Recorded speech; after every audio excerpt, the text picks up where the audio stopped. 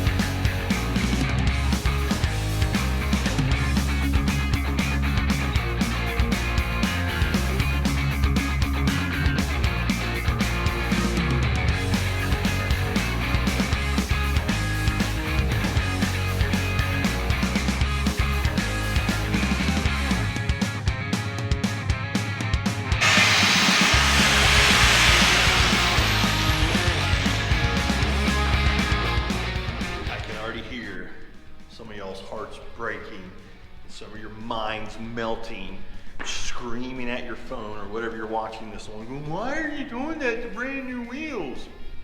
Because we want it to match. We want it to match the patina, as some people call it, fresh off the farm, as we're calling it. So, what we do is we take some of this stuff here and we do this. You know, we scuff it, put some grooves in it. Look like it's been worked a little bit. Now this is just the first stage of what I'm doing. Yeah, I even took it, as you saw, flipped it over and drug it across the concrete there. Put some grooves in it here with the chisel. You know, make it look like it's actually done some work instead of being a brand new wheel. So, it's hard to get this camera to focus. It's going all wonky on me. But as you can see, we've done some stuff, right? This is, again, just the first stage. And of course, the rear wheels are dually set up, so we got to do both sides. Not as extreme to the inside, because, you know, not a whole lot gets in there. But again, we're going to age them. We're going to take some black paint here in a little bit once all these are scuffed up. Thin that out. And then we'll get, I haven't made my mind up yet, actually. I take that back. I might go ahead and start the artificial rust process first, you know, with the chemicals and whatnot before I do the black paint. Or I might do the black paint and then put it on there. It's whichever one's gonna, you know, I think after doing some more research, because I've done this before, but not already having paint on here. Anyway, we'll see what's gonna bring it out, make it look a little more natural as possible anyway. So that's just the first stage. 5 more to go. Then we go on to the next stage. This will probably take me on and off roughly a week to do, because once we do the chemical setup, like the vinegar and the salt and the hydrogen peroxide, you need to let that set on there for hours to really get it the rust to set in. Plus, it has made in Turkey, right, Cha? And then the name, which I'm not even going to attempt to pronounce, of the wheel manufacturer. So I might be bringing my welder setup in here a little sooner than I was planning on, so I can kind of fill that in and smooth that out and get rid of that. I really don't want that on there. Obviously, you don't want that on there if you're trying to do something that was made in 1954 here in the good old US of A. So I might have to bring my welder setup down here earlier than I was planning on. And I need to get a work table down here, because doing this on the ground, I don't care how old or young you are, on solid concrete, hours on end, gets a little rough on the knees, you know what I'm saying? So, gonna get back to it, got a long way to go. Come on. All right, then.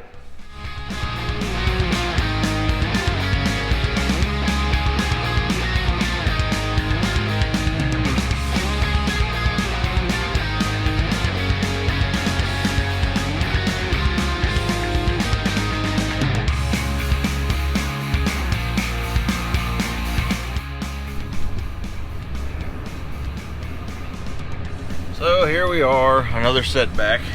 But if you watched a few episodes ago, we saved a couple of trucks, right? Man, the sun is bright, it's probably killing the lens. Anyway, we saved a couple of trucks. See if there's not too much wind out here. We saved a 1950s Ford F500 and I believe like a 47-ish, maybe like a 46-ish Ford that's really rough shape.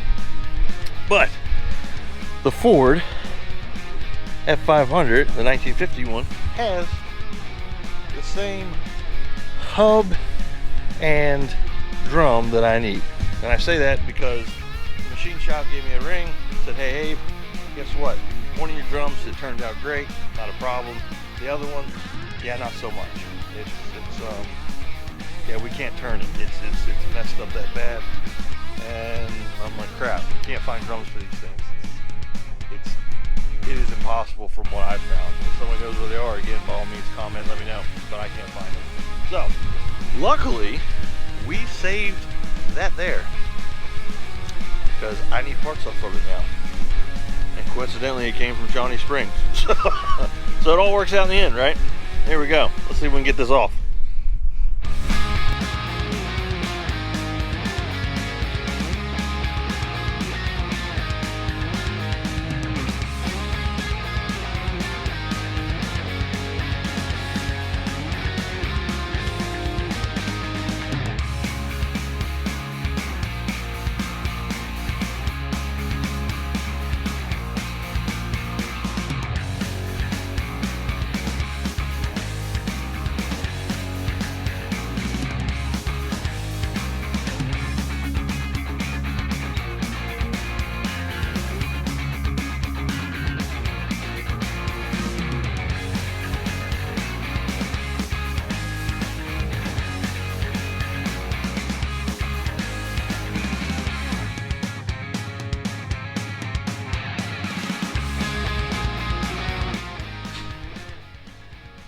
That took longer than it should have for a number of reasons. One, I need to say thank you to John Murmer from out there in California, who finally got back with me about some parts that I'm wanting. I wanted a set of his aluminum heads. Then he informed me the waiting list is a mile long and there's just no way he can get me a set in the time frame that I'm looking at. That's a bummer, but I understand, I get it, I really do. With that being said, he has his intakes available, some cool cams for this thing available, so we're still gonna get some stuff from him. So John, if you see this, thanks for taking the time to talk to me, I really do appreciate it. And then my buddy Scratch called. And if you don't know who Scratch is, well, you need to check him out. World-renowned pinstriper and just hot rod badass all around. And he's building a really, really rad car right now called the Head Scratcher. He started it something like 15 years ago, got put back in the corner after it went to SEMA for a little bit, and then, yeah, just sat there. And then he made a move back to Texas, where he's originally from, because he got tired of LA. And now he's with Rod and Style, you know, doing some stuff, and they're getting that thing ready for the Grand National Roadshow, if I'm not mistaken. I believe that's what he's getting ready for. I'd have to go back and look. But check that build out on YouTube's for sure. Rod and Style TV, Scratch's Garage, shout out to him. But I got to get the sneak peek, so to speak. Sneak peek, so to speak. Yeah, that's a tongue twister, ain't it? Anyway, I got to look at it before a lot of other people got to see it. You know what I mean? And it's badass. That's all I can say. So make sure you check that out. But for this 292 Y block that we have here, I'm not very hopeful. All right. So I don't know if it's going to pick that up. You can see that spot right about halfway down. You can see the discoloration. There we go. That's the word I'm looking for. Hillbilly mushmouth here, Appalachian mushmouth. Discoloration there, and then you can you see that line right there. That line's actually somewhat of an indentation. So, and this block, let's see here if we can see it, has already been taken down. Get the camera to go. It's already been taken down like 40 thousandths. I don't know if it picked it up. Something else that was kind of cool. There's the Ford Reman sticker. Ford Reman sticker there. So, yeah, I don't know if we got anything again, which is aggravating, but we're gonna see if we can get this done. You know, see what happens. We'll send it to the machine shop. I'll send that out tomorrow. Send the heads out. I'm pretty sure the heads will come back good. The block, once again, which is gonna suck because I'm running out of motors here. Come on. Anyway, get that sent to the machine shop, see what we got, and then I'll get back to the wheels in this episode probably and showing the aging process. So the aging process will actually get broken down into 2 episodes instead of 1 episode like I originally wanted. Thus is life, right? Things happen. So here we go.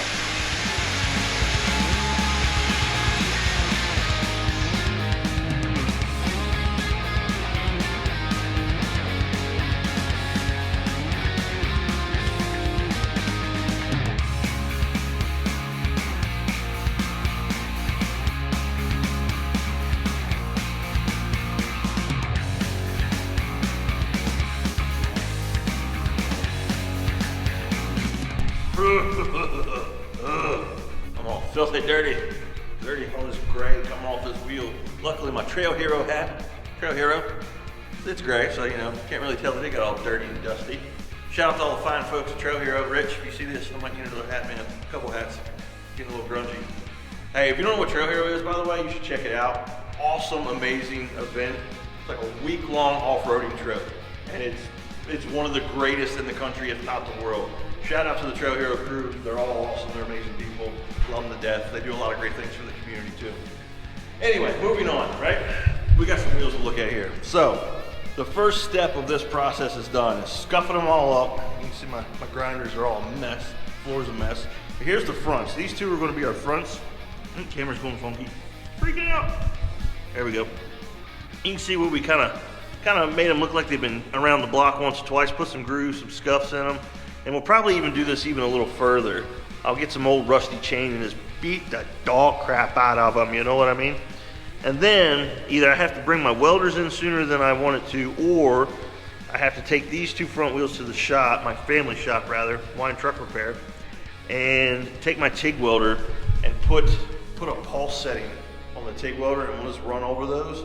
That way we can blend the lettering and the name of the wheel and where it was made at, because it wasn't made here in the US. I'm not a fan of that, but it was the only wheels I could get right for right now. So they weren't made in China, but they weren't made here either. So we'll clean these up, get that done, and then we'll start the aging process. You know, let's see, these two will be our outside for the rear, and these two over here will be the inside for the rear, because if you remember, this is a factory dually truck.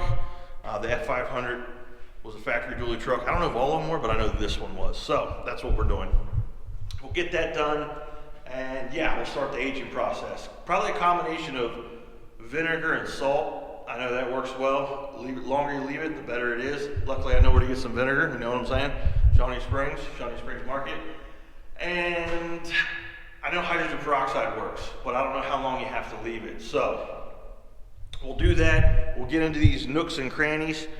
Hard for the camera to pick up, but the bare metal there, we'll get it on there. We'll let it do its thing, rust it up, let that happen. Then we'll do like a really, really fine grit sandpaper probably. Go over it, and then put some black paint, like a flat black or a primer black or hot rod black, something like that. No shine to it. And then I'll show you some other tricks that I've used over the years to kind of help give it that just aged, faded look. And we'll do all kinds of stuff. We'll fake it till we make it, baby, right? So we'll get into that next episode. This one I think is done, because we've had the interruption of doing a second motor, tearing it down, getting it to the machine shop. Then I had to try to find another drum, because one of the drums, if you remember, it was no good. It wouldn't turn out. It wouldn't trued up. So I think this has went on long enough, hasn't it? With that being said, I appreciate y'all tuning in. If you've made it this far, right? Like, subscribe, comment down below. Oh, I am looking for something. I want y'all's opinion. American-made work clothes, like work pants. I've always wear double-knee Dickies, but they don't always hold up the best for me. And I'm not going to say where they bust out at, but they don't hold up the best for me. So I'm looking for quality American-made work clothes, especially pants. So if you all, I know there's like 1620 and then Origin. They're both crazy expensive, and there's one or two others, but I want 100% American made. So if you know of something, let me know. And don't say Dickies, because they're not. Don't say Carhartt, because they're not made here in the US. Hate to burst y'all's bubble, but they ain't. So if you have something, let me know down in the comments. Comment down below and let me know something. With that being said, again, thank you, like, subscribe. Check out shop.metalworks.com.